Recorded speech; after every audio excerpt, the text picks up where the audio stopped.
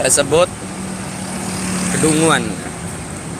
Kedunguan dari ruqyah yang halu. Kalau yang enggak halu artinya ruqyah hipnoterapis, berarti enggak dalam konteks pembahasan sore hari ini.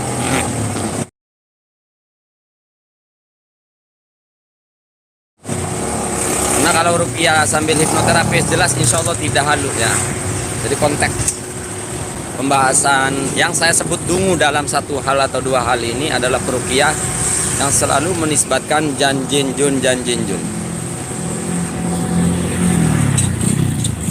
bahwa abreaksi karena tubuh pasien diambil alih kesadarannya oleh jin.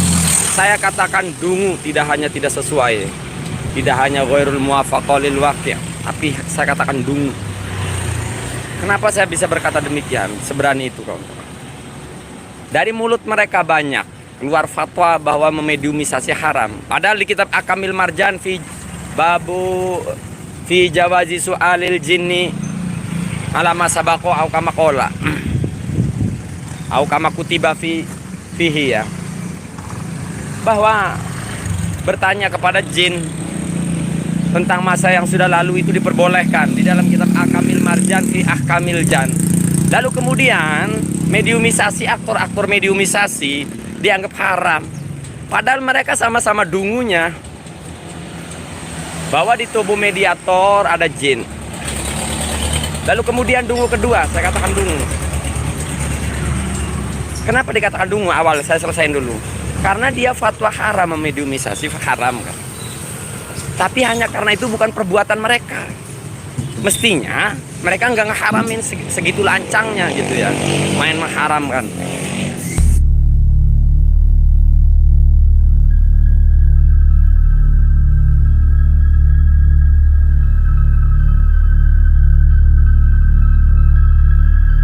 Bismillahirrahmanirrahim. Sebenarnya kalau kita mau pembuktian yang nyata, saya ada beberapa pasien-pasien di Mesir. Ya pasien-pasien Ustadz Syekh saya, kalau memang ada yang mau membuktikan, coba tubuh mediatornya itu disediakan untuk memanggil jin orang yang merasuki di Mesir. Pastinya bahasanya nggak bisa bahasa Indonesia jinnya, pakai bahasa Mesir asli. Nanti biar saya ngobrol. Kalau memang betul mediumisasi itu bisa masukin jin dari tubuh orang si pasien tersebut untuk masuk ke dalam tubuh mediatornya, ya bisa seperti itu kan, bisa. Sedikit saya bahas hal yajuzu qira'atu qouli subhana wa likulli wijhatun huwa muwalliha fastabiqul khairat sampai akhir. Apakah boleh kita membaca firman Allah Ta'ala wa likulli wijhatun huwa muwalliha ila akhiri alal mamsusin kepada orang yang kerasukan? Dijawab oleh Syekh, yajuz, boleh. Yajuzu an taqra'a hadhil ayata alal mamsusin. Dibolehkan kita membacakan ayat ini kepada orang yang kerasukan. Li'annal jinniya yuhawilu an yaktafi fi ba'di a'dha'il marid. Karena kebanyakan jin itu akan senantiasa berusaha bersembunyi di bagian-bagian anggota tubuhnya. Wala yuridu an yadhharu fil ayah fal ayatu tuqra'u alaihi liyahsula khudlanahu biidnillah. Jadi ayat itu dibacakan supaya jin itu nampak ke permukaan sehingga dia dihinakan oleh Allah Ta'ala, si setan tersebut ya. Nah ini di sini kuncinya. Faqira'atul ayah mukhatabatul jin. Jadi ayat ini dimaksudkan untuk jin al-mutawajidina fil musabina bihim. Jin yang ada di dalam tubuh pasien. Ya. La annaha khitabun lil akharin an yadkhulu fil marid. Bukan untuk memanggil jin yang dari luar untuk masuk ke dalam. Ini bedanya ya. Jadi hal yang demikian dikatakan kalau dibaca untuk orang yang dari luar untuk masuk itu tidak dibenarkan. Kayak juz tidak dibenarkan. Sampai mana tadi? Sampai memasukkan jin dari luar. Ya. Karena masukan setan masuk ke dalam tubuh secara otomatis lah tujuan tadi kita sudah bacakan dari Qawaidul Ruqyah Syar'iyyah bahwasanya tuntutan dari ruqyah, tujuan dari ruqyah adalah tordu wal ibad, mengusir dan menjauhkan jin, setan, Bukan malah memasukkan. bukan malah memasukkan. Ini kan kontradiktif sebenarnya. Secara akal sehat juga bisa kita lihat ini tidak dibenarkan. Setan ditransfer. Nah, ini yang bahayanya itu di sini sebenarnya, madaratnya.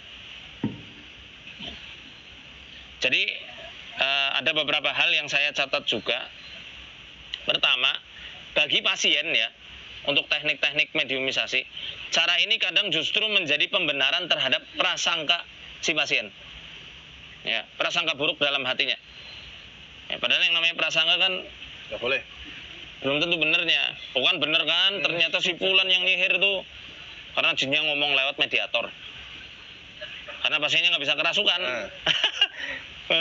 Pasiennya nggak kerasukan, akhirnya pakai mediator. Oh, betul kan si Fulan yang nyihir tuh.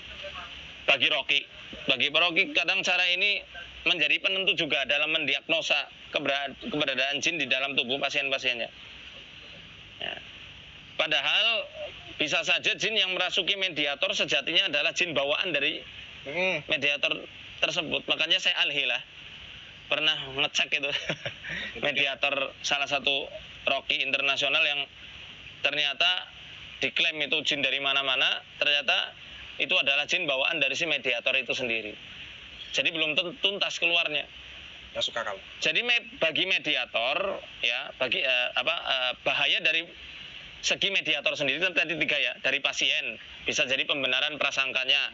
Bagi Rocky bisa jadi tertipu diagnosa, akhirnya jadi mengarah hanya kepada kesurupan-kesurupan dan menggantungkan pada pengakuan jin. Ini bahaya. Ya. Kemudian bagi mediator, ini yang sering kita lupa bicarakan ini, mediator kasihan ini. Ya.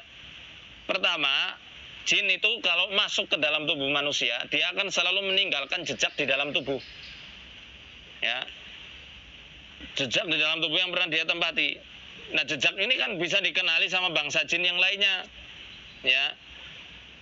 Sama seperti kucing ya, Tete. Iya, ibaratnya bolongnya segini, karena sering terus-menerus dimasukin, bolongnya makin besar. Dan itu lebih rentan orang tersebut goncang jiwanya dan lebih mudah untuk kerasukan. Ini bahaya. Kemudian saat jin pengganggu dipindah, pada proses pemindahan tersebut kadang-kadang ya bisa jadi dan berpotensi tatkala ada proses yang semacam itu, jin lain itu bisa ikutan masuk. Kan kita nggak pernah tahu, nggak bisa lihat hal gaib. Dari mana kita bisa jamin? Ya. Sehingga setelah selesai ruqyah, itu masih ada jin yang tertinggal. Sehingga mediator itu masih ngerasa pusing, pegal, lemas, badan berat, lelah luar biasa, sensitif terhadap keluarganya, dan tekanan emosi yang tidak stabil setelah si mediator ada di rumah. Ini beberapa pengalaman-pengalaman dari orang yang pernah dijadikan mediator oleh para, bukan peruqyah, bukan, oleh para, Iya. gitu ya. Ini kasihan keluarga yang nggak tahu apa-apa jadi sasarannya. Akhirnya jadi pecah keluarganya, pecah rumah tangganya, melasih banget pokoknya. Itu sangat berbahaya buat anak keturunannya ya, Tete. Iya betul, sangat-sangat betul itu, bisa berbahaya bagi keturunannya. Jika si mediator punya riwayat jin nasab, ini lebih rumit lagi. Apalagi di buku ini kan saya jelaskan bahwasanya jin nasab itu ada jin nasab tipe pembela. Tatkala memang dimasukin terus-menerus, dia akan semakin terpancing untuk memperlihatkan eksistensinya. Jadi situ dia akan mengintervensi keluarganya terus-menerus dari si mediator. Ini bahaya sekali, rumit nanti. Ya. Jadi kesimpulannya, hukum dari mediumisasi, karena saya sudah konsultasi sebelum mengadakan live ini, saya konsultasi dulu ke ustadz saya, ke syekh saya, ke guru-guru saya, ya. Memang tidak sampai haram, karena tidak ada dalil untuk ke situ. Betul. Jadi saya rujuk ya, kalau kemarin saya mengatakan haram, itu murni kesalahan saya Al-Fakir ini, mohon maaf. Jadi hukumnya makruh tahrim atau makruh tanzih. Tapi bukan berarti yang makruh tahrim ini bisa diamalkan gitu saja, tidak. Ini terlarang, tetap terlarang dan keliru caranya. Loh kok bisa, kan makruh itu, nggak ada syiriknya. Oke, kalau seperti itu terus-menerus, menikah sama jin hukumnya makruh, nggak ada yang mengharamkan. Lihat saja pendapat ulama-ulama. Kalau mau penasaran nanti saya bawakan kitab-kitabnya.